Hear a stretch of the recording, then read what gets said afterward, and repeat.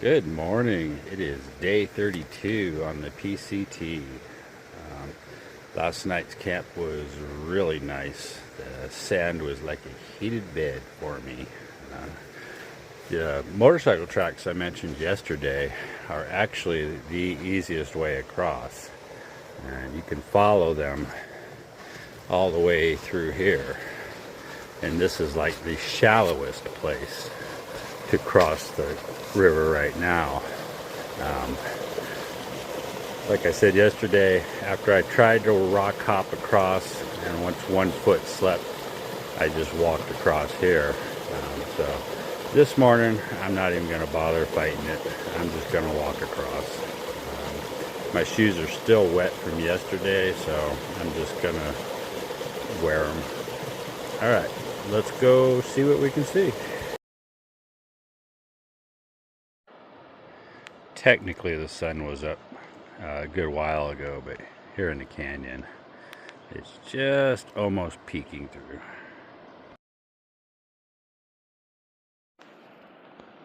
Hey, this is supposed to be downhill today. Who put this climby bit in here? I didn't sign up for that.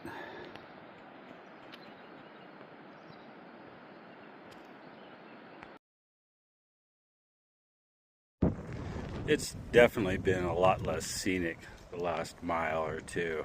Just none of those dramatic rock outcrops. Still got the river down there, but it's not really showing itself a whole lot. I mean, that's pretty cool. You know, yesterday, about a quarter mile down from the big bridge, I saw three guys down in the river, kind of jumping off a cliff edge into the water. And it kind of got me wondering today, I wonder if you could navigate all the way down Deep Creek to the hot springs. You know, maybe get a cheap pool floaty and just put your pack on it as you scrambled downriver.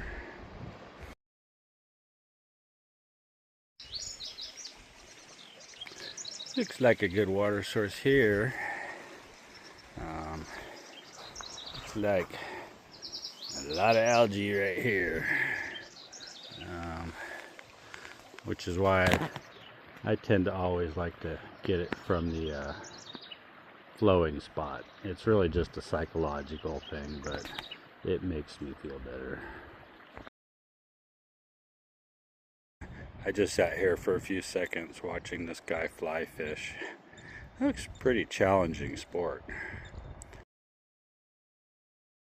Finally made it to Deep Creek, and I am honestly a little surprised here. Considering it's Memorial Day weekend, there are not a lot of people here. Last time I was here, there had to have been 100 people here, and it wasn't a special day. Well, this is Deep Creek, and most of the hot springs are actually in the rock face right below me. You can really only see the corner of this one, but not really my thing, but I bet it could be a great place to hang out for a couple days. You can see that trail over there, and that is a much shorter route into the hot spring. I don't really know how far it is, but not far by the map compared to walking it from up canyon or down canyon.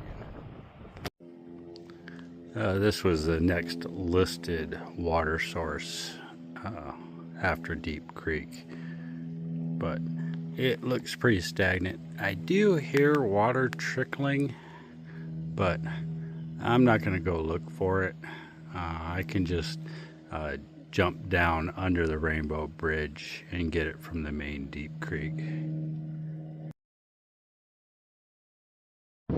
So there is the Rainbow Bridge, and I read a far out comment about making a right past the bridge and following that old trail over there and keep going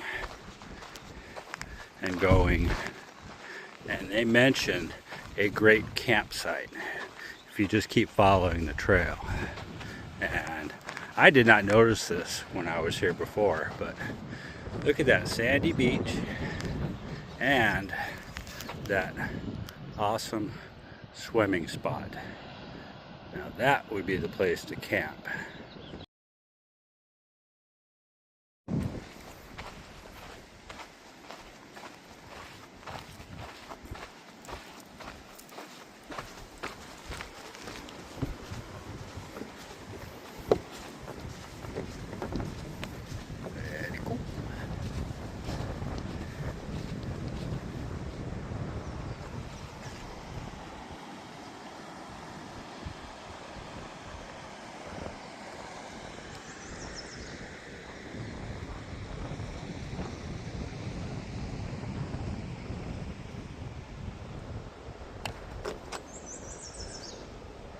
Next water source is 3.6 up trail, and I've got over a liter of water, so I'm going to skip climbing down somewhere and trying to fish some out. Pretty nice cruisy trail right now, and I can see the end of the canyon out there. So yeah, I see a couple hikers down there, but they are definitely skipping the best part, which is the Echo spillway, and I'm definitely going to go visit that again and probably eat some lunch. The echo here is just crazy. I hear it maybe upwards of 20 times. Probably won't capture them all on the video, but give a listen.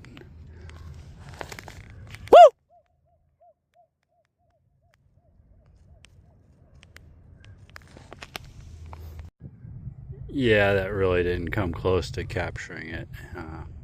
And there is not nearly enough shade here for a lunch break. So I'm going to move on down into the trees. Yeah, that was a little spooky going across there. I got about 3/4 of the way up, and the edge end of the log is bouncy. So I kind of had to rush across before I lost my balance. Well, I found a nice little spot here by the spillway. Last I'll see of Deep Creek right here. I've done 12.4 miles just before 12:30, and I've only got like 4 left to do in the day. So I guess I can take a nice long break here.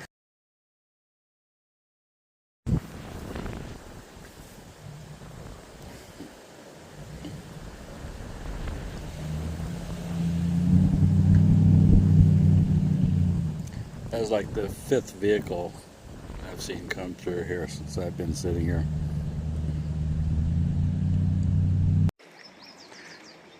My little quiet spot seemed to be fairly crowded. I guess it is a Saturday.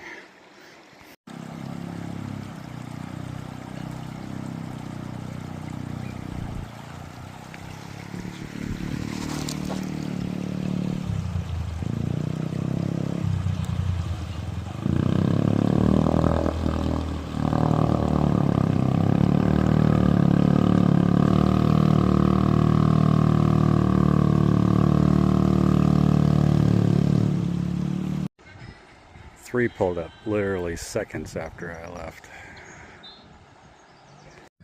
So right up there where those cars are is the junction, and Joshua Inn will come get you and take you down to the bar. Now, I'm going to skip it this time. I did it once. It was interesting, but it was loud. So I'm going to go ahead and hike up to the next water source / campsite and sit there for the rest of the day, I guess. I don't really want to do too many more miles today, or I'm going to get into Cajon too early. So the bar also used to stock a fair amount of water right here at this junction, but apparently someone has been coming by and just dumping all the water out on the ground, so they've started just doing 1 gallon at a time. Well, the trail immediately started climbing, and it's hot and exposed. And now I'm kind of regretting not going to the Joshua Inn. Hey, buddy. What you doing?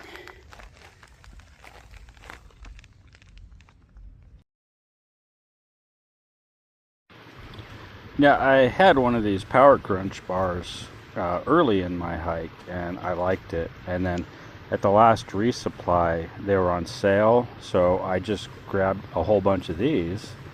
And after like 2 more, I find I can't stand these. I'm still gonna eat them, but yuck. I've done about 16.7 miles today, and I'm about done in. That last 3 miles was just dragged on. So I'm gonna load up with water here, and there's supposed to be a good campsite within like 0.1 of here. So I'm looking forward to laying on my air mattress for a while. Dinner time, but I tell you what, I did not bring enough food on this section. I don't know if it's just bigger miles or I'm getting my hiker hunger, but yeah, I am hungry. And I'm going to be walking into the McDonald's with no food. I think I'm going to have a complete cookie and a power bar to get me the last 8 miles in, and nothing else. So from now on, I really need to load some extra in. Literally counted my M&Ms to see how many I could have with this meal and the next 2. The answer was a distressing 12 M&Ms, and that was my own dumbass fault because I bought the smaller pack instead of the bigger one that I normally buy. Well, I am in my tent and ready for sleep. It was a long day, but it was a pretty enjoyable day except for the last few miles. So, thanks for watching. I appreciate y'all.